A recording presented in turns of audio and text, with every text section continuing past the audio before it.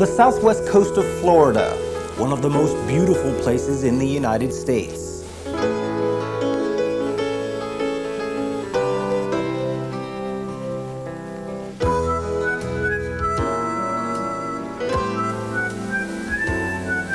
Fresh, clean air where the birds fly free.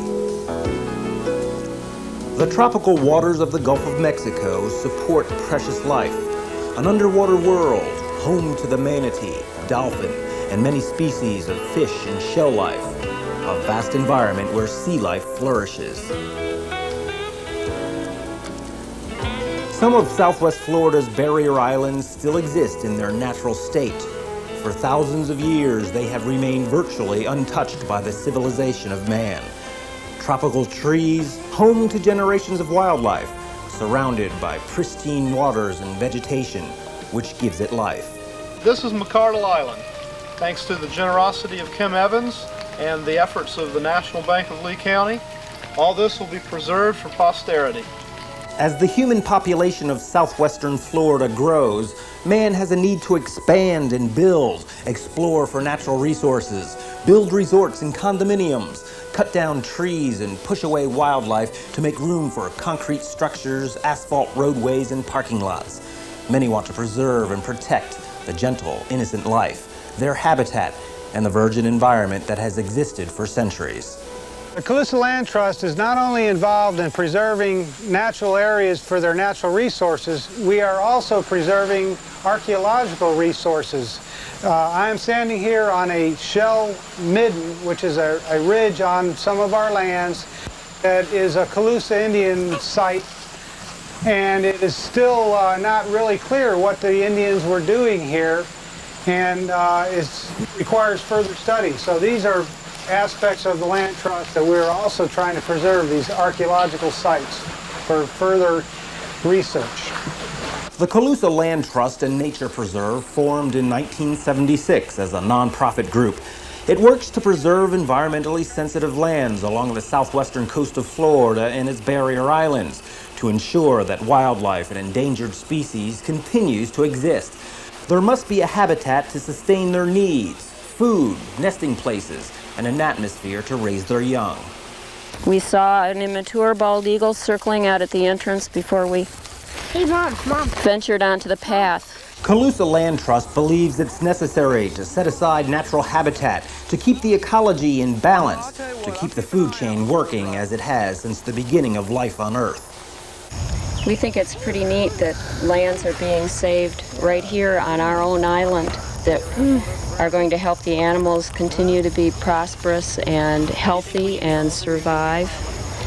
And it's a wonderful project that the Land Trust is collaborating with the Scouts in long-range projects that will help the Scouts achieve badges and work and learn about their own environment. Don't talk until we get lost. Until we get lost? Yeah. We'll try not to get lost, okay? We will try to get lost. Then I can blow this whistle as hard as I can. Calusa Land Trust volunteers dedicate themselves to acquire land, to hold it and preserve it in its natural state. They want future generations to enjoy what generations of the past have lived with and loved. Beauty sometimes taken for granted. This Calusa Land Trust is trying to acquire all the land around this area, and it'll be a nature preserve. And it'll be a place that youth groups like the Cub Scouts and Boy Scouts can use to come in and do conservation projects. If they're getting involved in something like this, they can learn how the woods and the water interrelate, and how the fish mature and grow in the area, and the birds that use the area, and if they can learn something about nature, and we hope they have a good time and enjoy it too. This area would lend itself to some canoe trails too, and it'd be real nice. When you really get down there under the mangrove canopy in a canoe, and it's just like being in another world, and it's really beautiful. Hey, look at chameleon. Yeah, a green one. Holy moly. Here. What do you use them for? Not much, except you can use them for bait. What likes to eat the mangrove tree crab? Most of the time it's something like a mullet or something, because they like to eat crabs. Or it could be a redfish. One or the other likes crabs. Have you ever seen those big white herons down on the dock eating them? Yeah. And we have a little green heron that comes around and eats those. Yeah.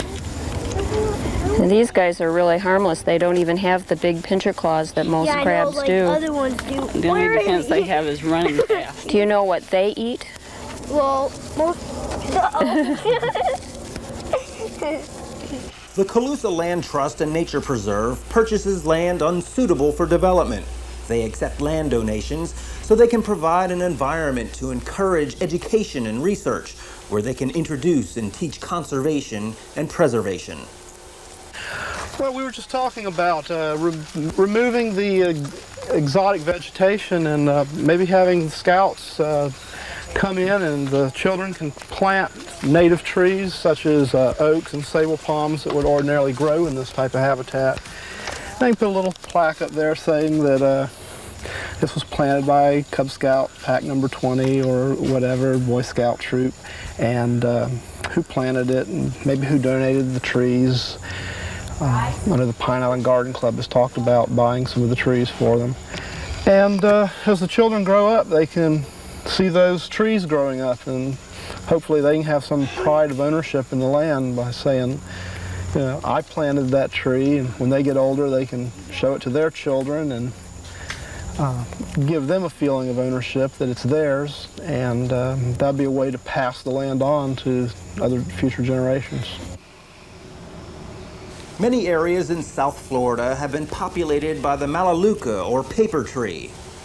This particular type of tree was brought into the state, I think, in the 40s and planted in wetlands areas to help soak up the water so that to dry the land out for development.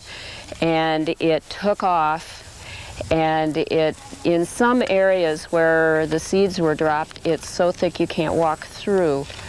And it's the same as the Brazilian pepper in that it's choking out other native vegetation, and it eats up so much moisture that it's actually reducing our wetlands areas. Calusa Land Trust works with other environmental, civic, and state agencies to preserve lands special and important to man and wildlife, and work to create recreational areas.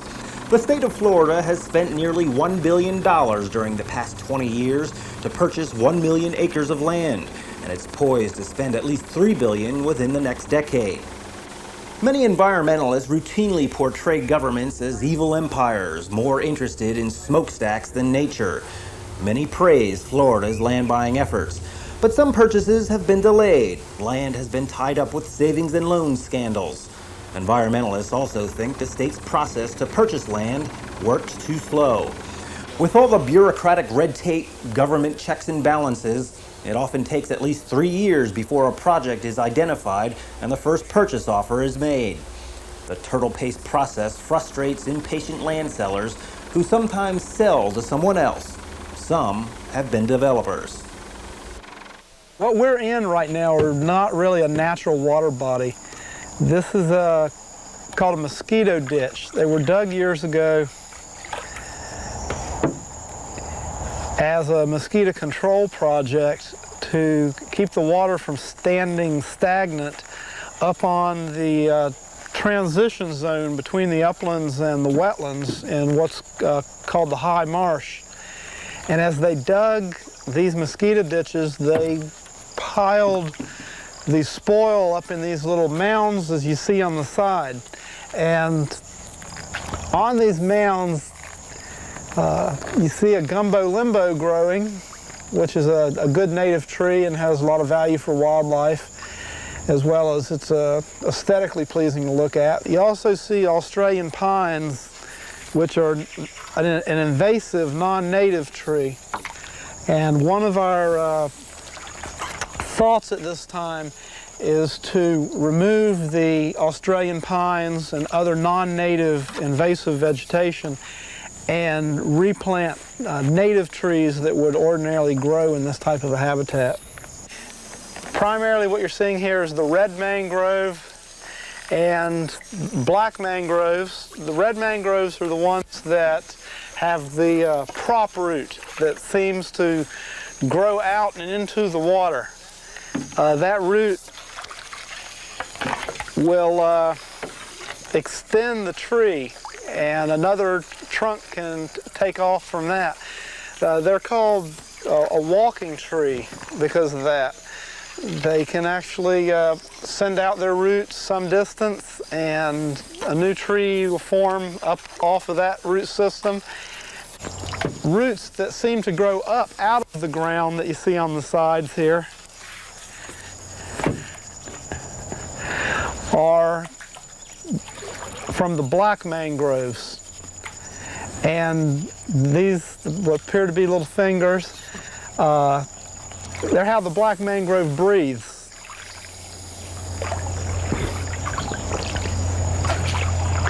So one way to identify the difference is, it's been said that the red mangrove, the roots grow down to meet the ground in the water, and the black mangroves, they grow up from the ground. These wetlands provide a vital habitat for fish and wildlife. It filters out impurities and helps control pollution and erosion. It offers a peaceful, natural atmosphere for recreation and relaxation. But the wetlands have been suffering. Nationwide, 300,000 acres of wetlands are lost every year, ruined and destroyed by filling, ditching, and draining. Yeah, the prop roots of the red mangrove that grow out into the water provide some cover and shelter for smaller fish to give them a refuge from the larger predatory fish. In addition to this, the leaf of the red mangrove, when they fall into the water, provide the basis of the food chain. There are various algae and funguses that grow on that leaf. Smaller organisms feed upon that algae and those funguses that grow on that leaf, and that quickly works its way up the food chain to the larger fish that we all like to fish for and to eat, and to the shrimp, and to the species that are important for the commercial harvest, as well as very valuable to our local economy for the benefit in recreational and sport fishing, charter fishing operations. People come down here to fish. They spend money on boats, bait. They stay in hotels. They eat in the local restaurants. And one of the big draws is the fishing. And without this thick mangrove fringe all the way around the back bays, we would lose that fishing. So these mangroves that you're seeing are at the very heart of our local economy.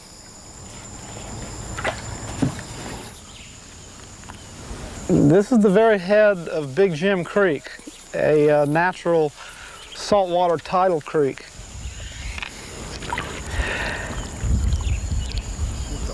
And this land all around us is currently held by Calusa Land Trust and Nature Preserve. As we travel down the creek a little way, there will be approximately 140 acres, which is owned by the state of Florida, managed by the local Department of Natural Resources. And out towards the very mouth of the creek, the land is still in private hands and is threatened by development. And our goal is to acquire all the land that surrounds this tidal creek for preservation, either by the land trust, the county, the state, or a combination. One thing that I'd like to point out about the Calusa Land Trust and Nature Preserve is that we do not take an advocacy role. We do not either advocate nor oppose regulations affecting land development or fishing regulations. We work strictly to acquire the land to set aside as preserve. We try to find an economic incentive for the landowner for him to want to put the land into conservation use. We don't think it's right for the landowner to have to own the land and pay taxes on it, but he can't receive any economic benefits. We feel that either the county or the state should buy the land, especially now while the prices are right, or we'll find tax advantages for them in many cases to donate the land for preservation purposes. We do advocate state, county, and federal programs that work to set aside nature preserve, state, national parks, that sort of thing, and laws that would make it more friendly to landowners to put their lands into those types of uses. In addition to the bird life that this area helps to support is a tremendous fishery. Mullet by the ton is harvested out of these waters, and trout and redfish fishing back in here along these mangroves, probably some of the best left in the state of Florida. We feel that if you can leave this kind of land in preservation use, the fish can swim among the mangroves, and these wading birds feed along the shoreline for generations to come.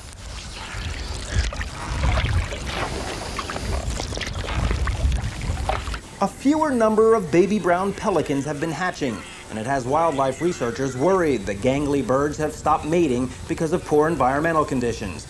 Even though Florida's adult pelican population is at an all-time high, the birds are reproducing less than previous years. Researchers hope this is a blip in the population patterns instead of a downward spiral suffered by other water birds throughout the state. But Southwest Florida seems to be following the statewide trend. At one of the state's most active pelican rookeries on the southwest coast, some nesting areas are down as much as 75% since 1989.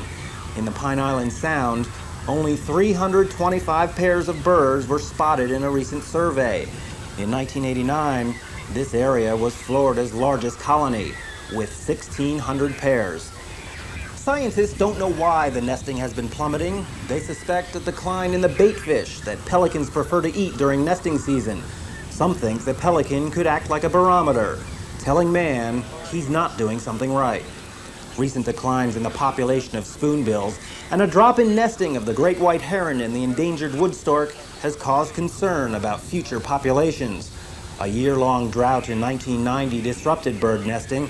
Coastal wading birds along the Florida west coast have seen their food supply decrease by overfishing as well as by the destruction of mangroves and the seagrasses that provide a home for wildlife and their food supply. Brown pelicans were once a threatened species, and then it rebounded to become an environmental success story after the ban of the insecticide DDT. Scientists now sit and watch and wait. The Gulf of Mexico and the island backwaters have been the bread and butter for many commercial fishermen. Corbett Levins has been living on Pine Island for more than 60 years and working the waters just about as long. We are the #1 fin fishing producing county in the state of Florida. And we are because of the vast amount of mangroves that we still have left. The mangroves are the incubator for all of the marine, the minute marine life, not only for food and for protection, but also the fact that it protects us from the runoff. It's a filtering system from all of the upland stuff, and without that, the water quality would not remain as good as it is. The mangroves are the bottom of the food chain, and without them, when that cycle of marine life would run itself, that would be the end of it. Here in the state of Florida last year, there was, I think, around 18 million pounds of mullet produced. And here in Lee County and Charlotte County, we produced 42% of the mullet that was produced in the state of Florida. So it shows you that the impact that our vast mangoes that we still have left has upon the resource.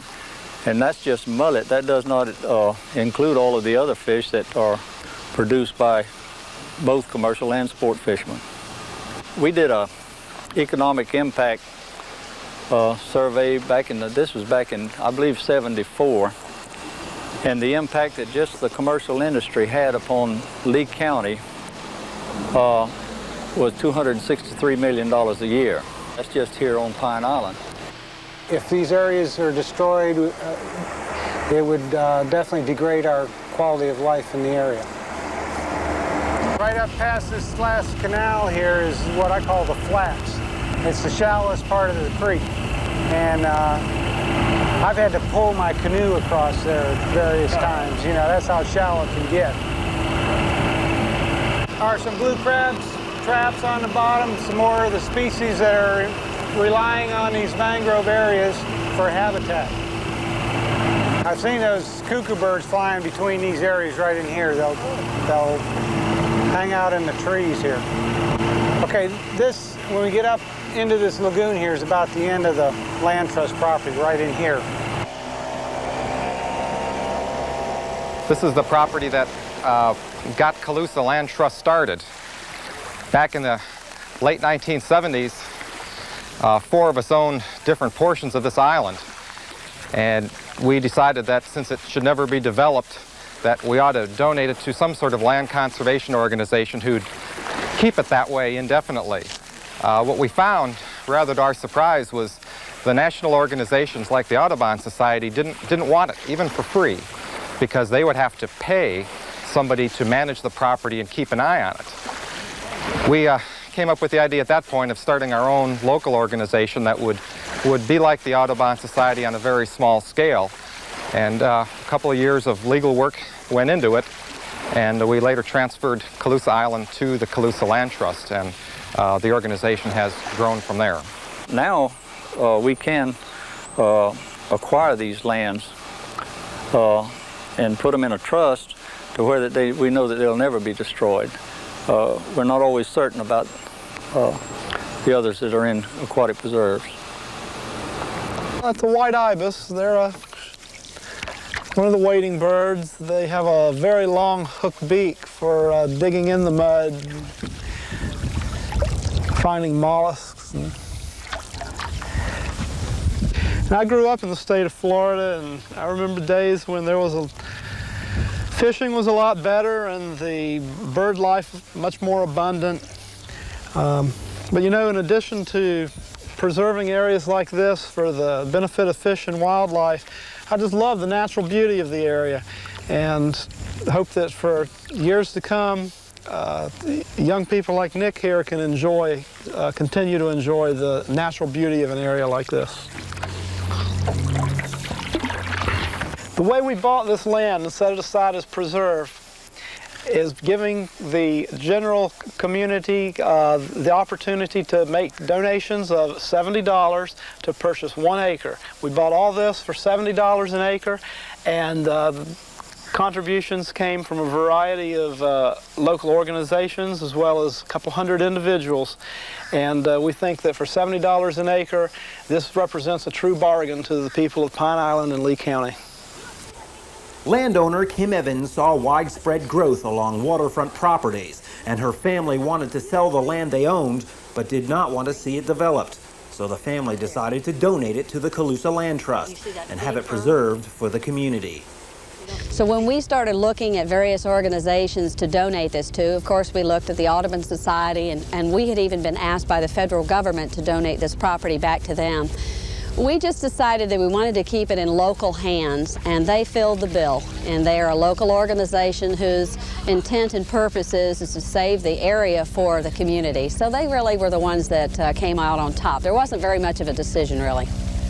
Well, I grew up in this area, and I lived here before there was any Cape Coral, and I saw the devastation of what bulldozers can do to 117 square miles of property. When I grew up over here and was horseback riding, you had to wait for the panthers to cross in front of your path, you had to wait for the turkeys to get out of the way, and it was a fabulous way to grow up. You got to know all of the animals. It was not uncommon to have bears. You don't see any of that in this area. There's 117 square miles of devastation. So what will my child see? How many times will my daughter be able to go out in Lee County and see wild deer grazing with the cattle, be able to see eagles catching their prey? That's just not going to happen. And until more of this property is preserved like this, it's not going to happen for anybody. But you can go out on that island and you can count numbers and numbers of species of birds, ospreys. There are eagles, of course, in this area, all kinds of water birds, and maybe more and more of these native birds will begin to replenish themselves in the area like it was when I grew up. Cool, man. Hey, look at his mouth. It's kind of like green. Ooh, it's a yellow web. What he's got up in there in the middle of it. Yeah. It's amazing how you crawl around there on that thing. Yeah, how big they are. I think the children, as they grow older, move up the ranks and into Cub Scouts, can help them enjoy their area, enjoy their own backyard in a way that has more depth and more meaning than any other way. No, he's right up there. See that dark spot up in the top of the tree? This baby got it. We acquired another pelican. You got it. Oh boy. Raccoon's taking his daily nap up there. We're real excited about it because it lends itself more to this type of public use and environmental education. Through the efforts of the Calusa Land Trust, future generations will grow and prosper from what has been rescued from the clutches of environmental ruin.